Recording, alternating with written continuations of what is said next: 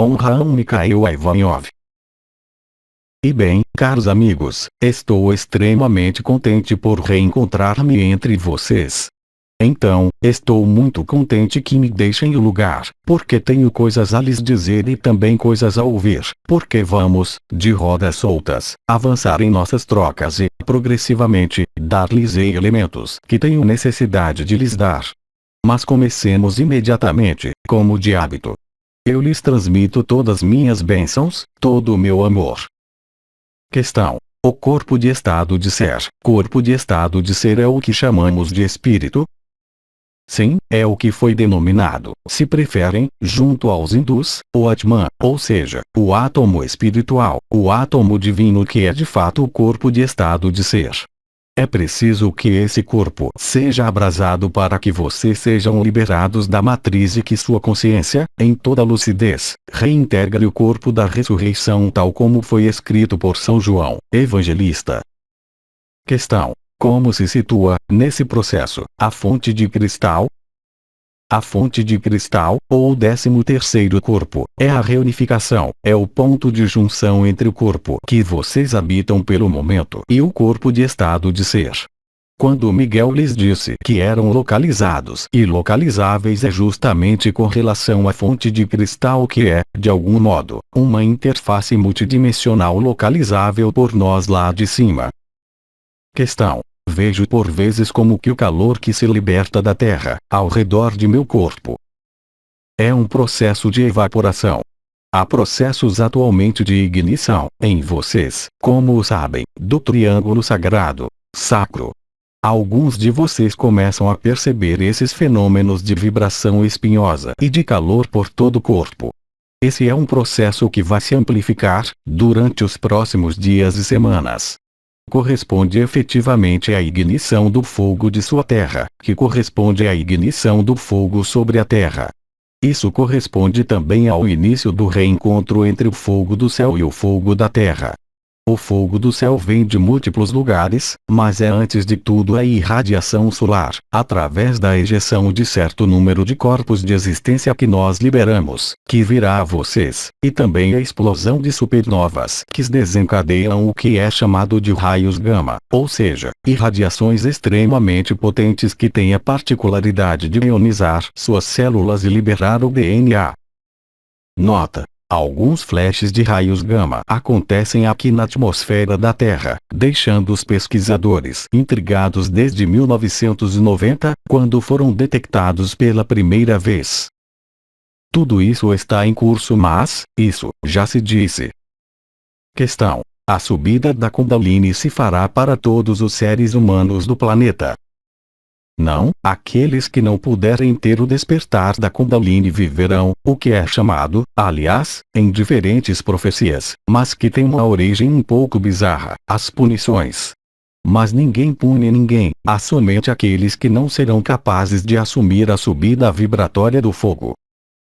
Questão. Esta subida vibratória do fogo, para aqueles que a vivem, pode-se viver de maneira completamente diferente ou é sempre o mesmo esquema? É globalmente o mesmo esquema, isso corresponde à reunificação da tripla lareira da coroa radiante da cabeça, do coração e do triângulo sagrado. É esse processo, com o despertar da Kundalini, que desencadeia o fogo interior. Questão. É isso que cria o Antakarana que liga ao corpo de estado de ser. O Antakarana é já construído a partir do momento em que vocês ativaram a coroa da cabeça, mas a junção com o corpo de estado de ser está ligada à ativação de novos corpos e à reunificação na fonte de cristal, ainda chamada de Vajra. E é necessário bem compreender que o que vocês encaram hoje, com sua personalidade e sua cabeça, é dificilmente exprimível em palavras, porque, para um momento, isso os faz colocar questões. Minha família em minhas roupas, o que carrego leitura, etc, etc. Vocês verão que não será nada como imaginam com a cabeça. Esse processo será, eu lhes asseguro, totalmente natural.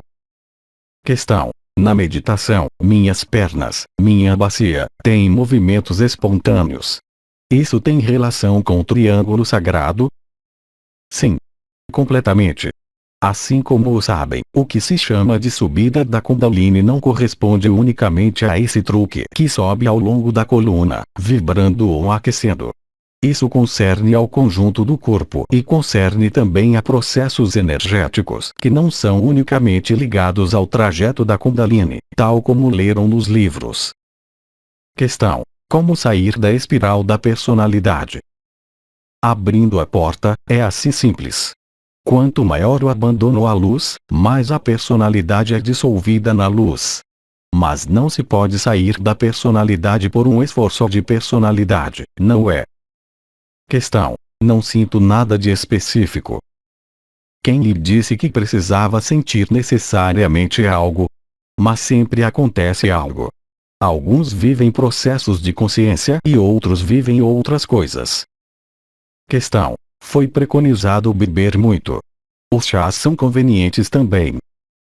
Então, há um risco se vocês bebem água pura, que é uma diluição de minerais. É preciso absorver minerais, porque o despertar da Kundalini consome muitos açúcares e muitos minerais. Assim, vocês têm a escolha, efetivamente, de beber chás, mas que não contenham muitos minerais. Por conseguinte, vocês deveriam associar sucos de frutas ou de legumes a mais. Mas a ração hídrica deve representar, com a água e com os chás ou sucos de frutas, um mínimo de 2 litros a 2,5 litros por dia, é o mínimo. Questão: a subida da Kundalini tem um efeito reparador sobre o corpo físico? Não, é a luz que tem um efeito reparador e a descida da luz, e não a subida da Kundalini. Questão: isso significa que a subida da Kundalini tem um efeito purificador? Vocês o verão por vocês mesmos, sim. A purificação está na dissolução da consciência no corpo. Mas, ainda uma vez, se vocês querem falar de rejuvenescimento, de melhora da saúde, não é o despertar da Kundalini que faz isso. É a descida da luz ou a descida do Espírito Santo, se preferirem, a Shakti. Aliás, é o processo que existe sobre a Terra desde 30 anos, quase 30 anos, que inicialmente correspondeu à descida do Espírito Santo. É justamente para permitir a luz encarnar-se suficientemente para que o processo que é vivido agora, de despertar da Kundalini não provoque destruições demasiado importantes. Questão: a Kundalini vai apenas ao sentido da subida ou ela volta a descer? É melhor que ela suba, porque o que chamamos de fugas da Kundalini pode dar desordens importantes como despertares de calor, dores nas pernas extremamente fortes. Mas lembrem-se, eu repito, de que houve de início uma energia descendente que foi o Espírito Santo, que desceu na coluna vertebral e que preparou, de algum modo, o caminho para a Kundalini. Mas a Kundalini vai apenas num sentido. Se vai noutro sentido, não é nada bom. Questão: qual é a duração do processo de subida da Kundalini? Não há regra, é muito variável de acordo com os indivíduos. E depois, lembrem-se também de que, independentemente do despertar da Kundalini, da subida da Kundalini, são dois processos diferentes. Despertar. Subida. Há também um processo de fogo interior que está diretamente ligado à radiação do ultravioleta emitido pelos conclaves. Portanto, todos esses elementos são misturados no interior de vocês. Portanto, há ao mesmo tempo despertar, ao mesmo tempo subida, e ao mesmo tempo propagação do fogo interior. Esses três processos realizam-se no lapso de tempo que é extremamente variável, mas não se inquietem, isso irá muito rápido. Questão: a que corresponde o fato de sentir formigamentos ao redor do nariz? É a ativação do 12º corpo. As vibrações, nesse nível, são completamente normais quando o 12º corpo é ativado.